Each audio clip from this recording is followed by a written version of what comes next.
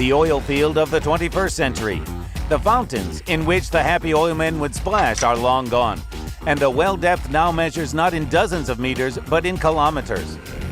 The production geography has changed as well. From the soft climate areas, it has moved to the north and the permafrost. Our main fields are located in West Siberia. These sites operate all year round, and the temperature there falls down below minus 50 degrees centigrade in wintertime. Getting to the oil in such conditions is just half of the process.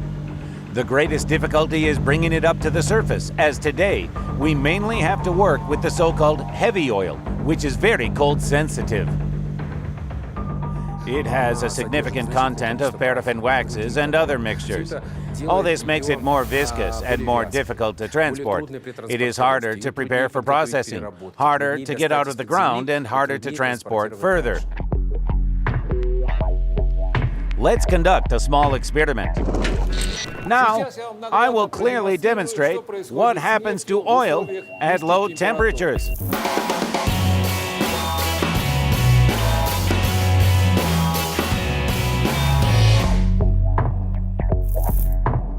The temperature of this industrial refrigerator is minus 10 degrees Celsius. We are planning to freeze our heavy oil in here for just 10 minutes. And now let us see what has happened to our oil under the impact of low temperatures. It has turned into a jelly-like product, pretty much like broth gel.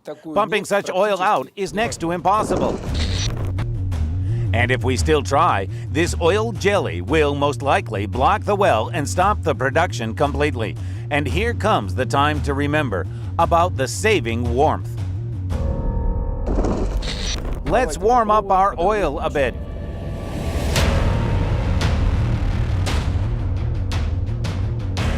The heating cable that we have connected to one of the impromptu oil wells has tackled the problem in just a few minutes.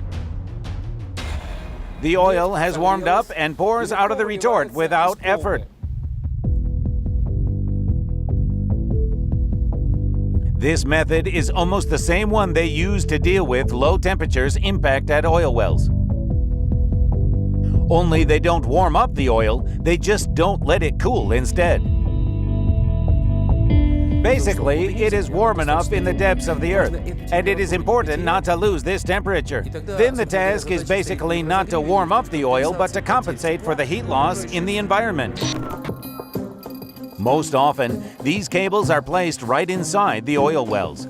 The automated control system ensures that each area receives just as much heat as it needs at this very moment.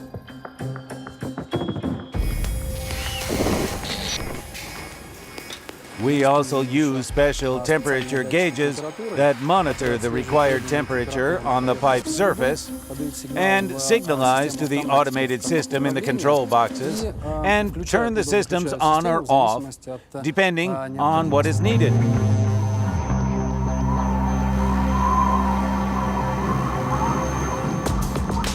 So now the oil is on the surface, has undergone the initial treatment, and is ready to move forward. It has dozens or even hundreds of kilometers of pipes to flow through, and its temperature has to be maintained all the way through.